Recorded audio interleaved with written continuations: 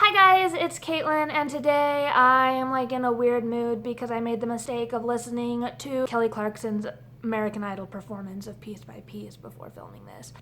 Yeah, that was a bad decision. Today I'm here to film my May wrap-up, and there's gonna be a lot of annoying noises in the background because something kind of exciting, kind of horrifying and bad decision-ish happened at the end of the month of May, and that is that I decided to foster a kitten. Actually, I decided to foster 3. Unfortunately, they came to me with some severe health conditions and the other 2 did not survive. But this guy so far is doing well. He's been to the vet and the vet says that he is healthy and he is right on par with where he should be. He's just about to turn 5 weeks old and he sounds like a bird.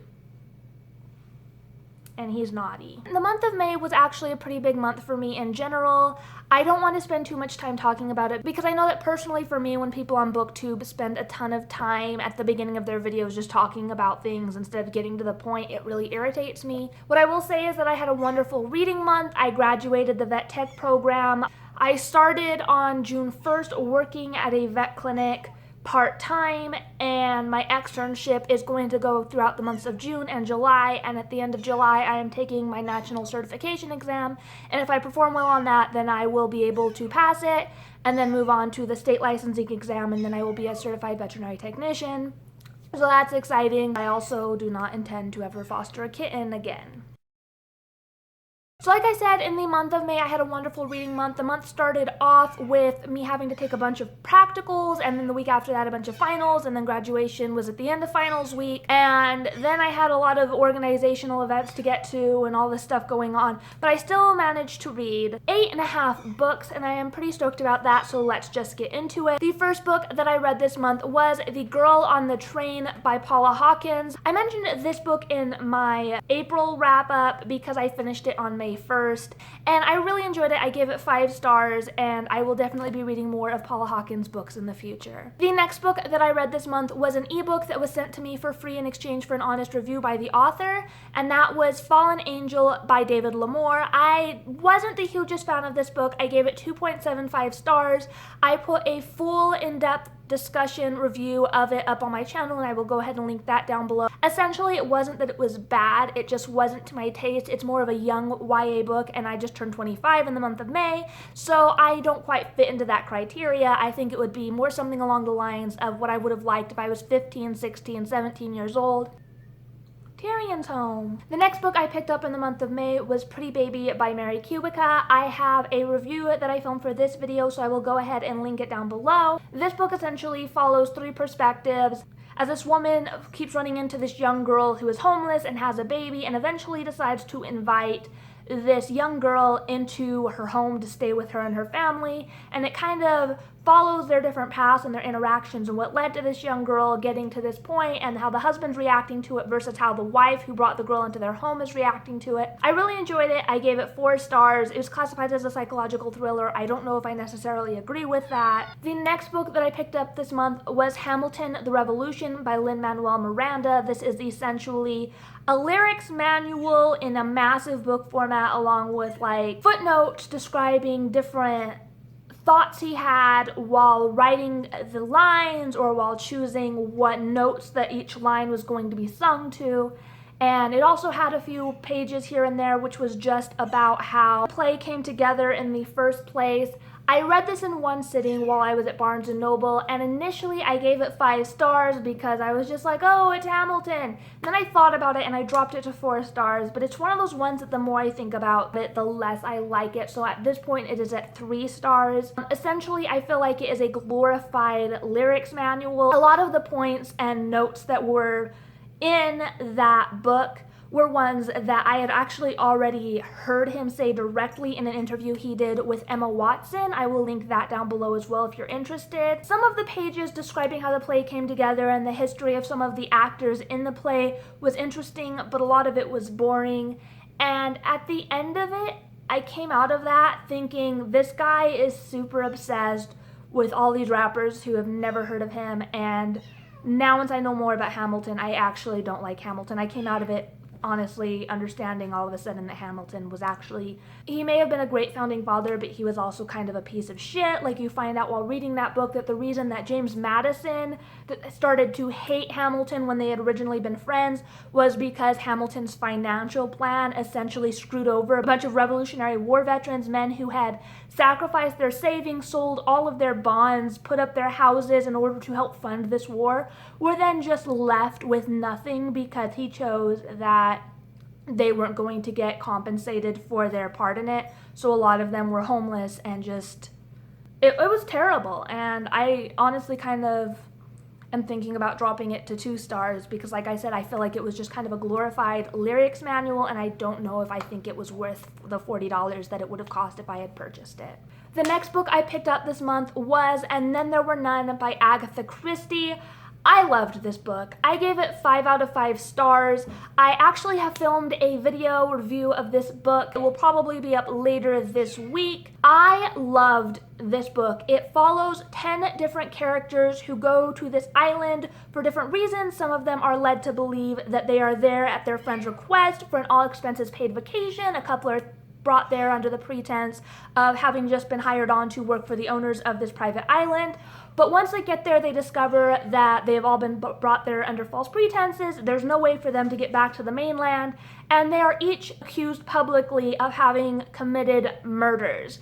And one by one, they are slowly executed, and they don't know who did it. And it's just a great mystery. I absolutely adored it. The one complaint that I would have with it is that you're introduced to 8 out of the 10 perspectives. The 2 perspectives that you don't really get to see their side of it are the servants that are there, and I thought that was a little bit classist. The 8 characters you get to know, they're just kind of all thrown at you, and it's nearly impossible to keep their stories straight and to keep their perspective straight and to remember who is who initially. And then people start dying so fast that you don't really get to know the characters before they start dropping dead. But at the same time, as the story progresses, you do get to know the remaining characters pretty well. And I think that if I were to go back and reread it, not only would I see more clues as to who the killer turned out to be, but I also would definitely have a better understanding of who the characters were in general, and I would definitely be able to keep them apart, even the ones who died like 40 pages in. I don't know why I haven't been holding up the books. Like, they're sitting on the shelf behind me, I got them out, and I'm just not holding them up. Rectify that situation starting now. The next book that I picked up this month was Confess by Colleen Hoover. This book follows a girl named Auburn who moves to Texas from Oregon, and her life's not really going that well because she's trying to get this money for something to do with lawyers. And then she meets this boy named Owen who runs a art studio called Confess, where essentially he's only open 1 day a month, and his paintings are all based on confessions that people slide through a cubbyhole in his door. I really enjoyed this book. This is actually my favorite Colleen Hoover book so far. It creeped me out. It gave me like the heebie-jeebies. I was so uncomfortable with parts of it. It definitely had some very messed up situations happening in it, but I really, really loved it. I can't really say too much about it because I feel like going into it not knowing more than that Auburn just moved to Texas and she meets an artist named Owen, I feel like that's all you want to know going into this, because if you know too much more, it kind of takes away from the story. But I loved this. My favorite Coho book, 10 out of 10, would recommend. The next book that I read was off of Wattpad, and that was Finding Cinderella by Colleen Hoover. I loved this. I gave it 5 out of 5 stars. This is a novella set in the Hopeless Duology universe following Holder's best friend Daniel, who has kind of like a one afternoon stand with this mystery girl in the janitor's closet at school. And then he spends like the next year searching for her, and it's about how he then meets Sky's best friend, Six, and they start a relationship, and I loved it. Daniel is so funny. I love his relationship with Six. I would so be down for just full-length novel following those two. They are my favorites. I like them way more than Sky and Holder, honestly, and I really did love the Hopeless Duology.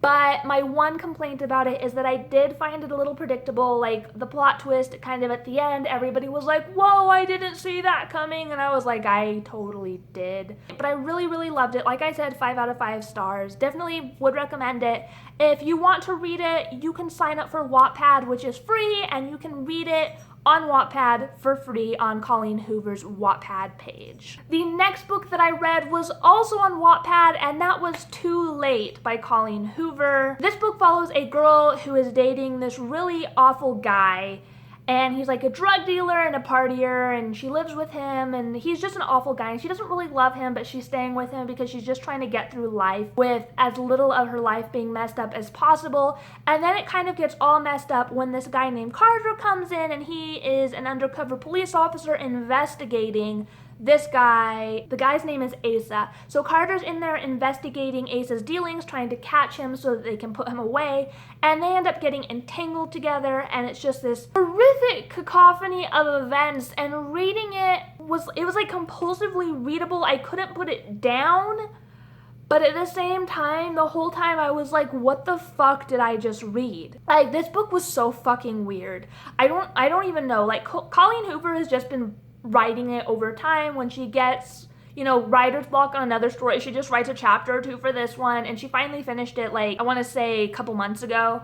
And oh my gosh, it was so fucking weird. Like, I don't know how I feel about it. I gave it 3 stars because it's like, I couldn't put it down, but I don't know if I liked it. Like, it was so weird. The main character's relationship with Asa was so abusive. It was so awful. It was kind of terrifying. And things just kept getting weirder and weirder and more messed up. And I was so confused, but like, not because it wasn't written well, but because I was like, what is happening? And I can't handle it. I don't even know what else to say. This book was fucking weird. Read at your own risk.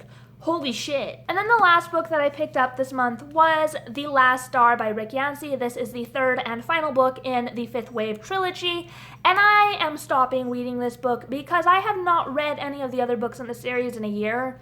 And so, like, I'm halfway through this, I'm enjoying it, but I have no connection with the characters because I can't remember enough about what happened.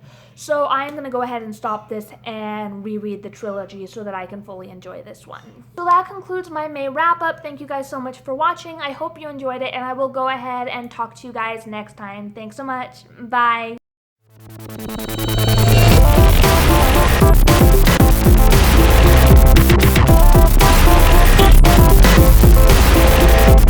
So the month of May was a pretty big month for me. I don't want to spend too much time talking about it because I know that when I personally...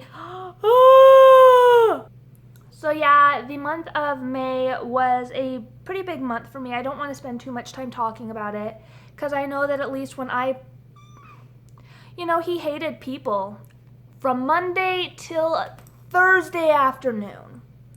And now he climbs my head.